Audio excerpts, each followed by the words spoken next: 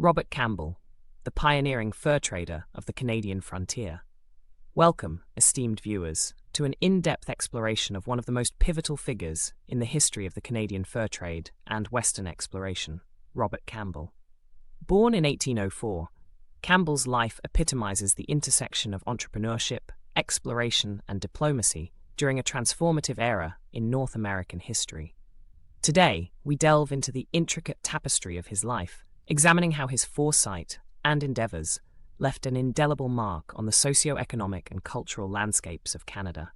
Robert Campbell was born on February 4, 1804, in Glen Lyon, Perthshire, Scotland, a region characterized by rugged landscapes and a profound connection to nature. The son of a modest tenant farmer, his upbringing was steeped in the values of perseverance and hard work. The early 19th century in Scotland was marked by economic hardship, prompting many young Scots to seek opportunities abroad. The death of his father when Campbell was merely a teenager thrust the family into financial uncertainty, compelling him to forgo formal education to support his family. Despite limited schooling, his innate curiosity and determination propelled him forward. In 1820, at the age of 16, he embarked on a journey to British North America, a decision that would set the course for his future contributions to the fur trade and exploration. Upon arrival in the Red River Colony, present-day Manitoba, Campbell worked briefly as a labourer before being recruited by the Hudson's Bay Company, HBC, in 1824.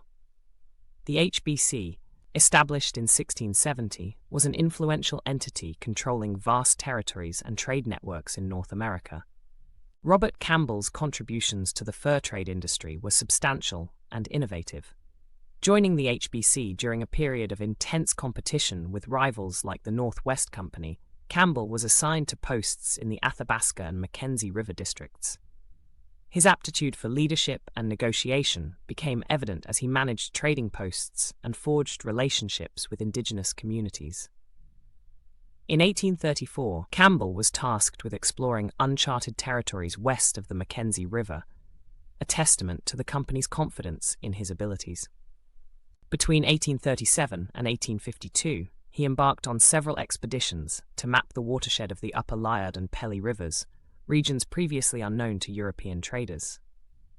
Notably, in 1840, he established Fort Liard, expanding the HBC's trading network and opening new avenues for commerce. His forward-thinking approach included recognizing the limited appeal of standard trade goods in some regions, advocating for the customization of merchandise to meet the specific needs and preferences of different Indigenous groups. Integral to Robert Campbell's success was his adeptness in Indigenous relations and diplomacy. The 19th century fur trade was inextricably linked with Indigenous peoples, whose knowledge of the land and resources was indispensable. His diplomatic approach involved learning Indigenous languages and customs, facilitating effective communication and negotiation. He forged strong ties with the Kaska, Tagish, and Tlingit peoples, among others. The establishment of Fort Selkirk encroached upon territories utilized by the Chilkat Tlingit for trade routes to the interior. In 1852, tensions culminated in an attack on Fort Selkirk by the Chilkat, resulting in its destruction. This incident underscored the delicate balance required in navigating colonial expansion and Indigenous sovereignty. Campbell reported the event to HBC authorities, emphasizing the need for a measured response that acknowledged Indigenous agency. Robert Campbell's expeditions significantly advanced the geographic and cartographic knowledge of northwestern Canada. His meticulous journals and maps provided invaluable information on the upper Yukon River Basin, a region that would gain prominence during the Klondike Gold Rush in the late 1890s. The routes he pioneered facilitated future exploration and accelerated the expansion of trade networks.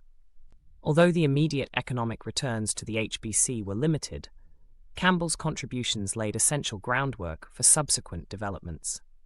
Furthermore, his work had implications for British colonial interests in asserting sovereignty over vast territories. The mapping of the region supported claims against Russian encroachment from Alaska and reinforced the strategic importance of the Northwest. Campbell's exploration thus intersected with geopolitical considerations, reinforcing British presence in North America.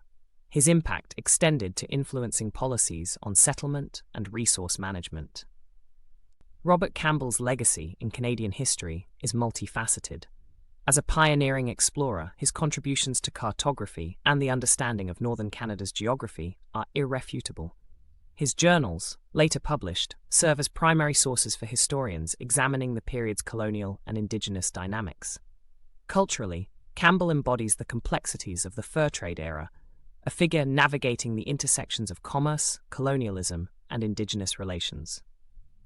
In modern times, there is a re-evaluation of such historical figures, assessing their roles within the contexts of colonial impact and Indigenous perspectives.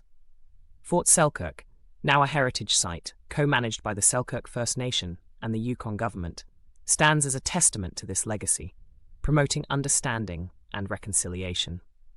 Campbell's name is commemorated in geographical features such as the Campbell River and the Campbell Highway in the Yukon.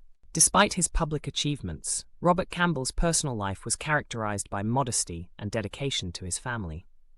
In 1855, he married Sarah Ray, the sister of renowned Arctic explorer Dr. John Ray.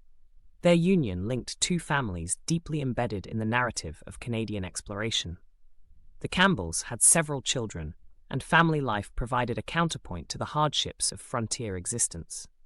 Campbell's ability to cultivate relationships was evident both personally and professionally.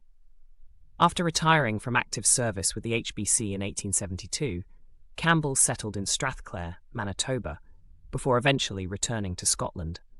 He devoted his later years to writing and correspondence, reflecting on his experiences. His personal letters offer insights into the motivations and reflections of a man who had witnessed profound changes during his lifetime.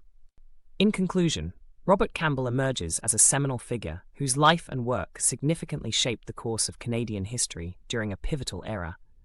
His contributions to the fur trade industry extended beyond commerce, encompassing exploration, cartography, and cross-cultural relations. Campbell's endeavours in uncharted territories not only expanded the geographical understanding of the Canadian Northwest, but also underscored the complexities inherent in colonial expansion. His story invites ongoing dialogue about heritage, memory, and the legacies that continue to influence Canada's cultural and historical landscape today. Thank you for joining us on this journey through the life of Robert Campbell, a pioneer, trader, and explorer whose footsteps echo across the vast expanse of the Canadian frontier. We encourage you to delve deeper into his writings and the histories of Indigenous peoples whose lands he traversed.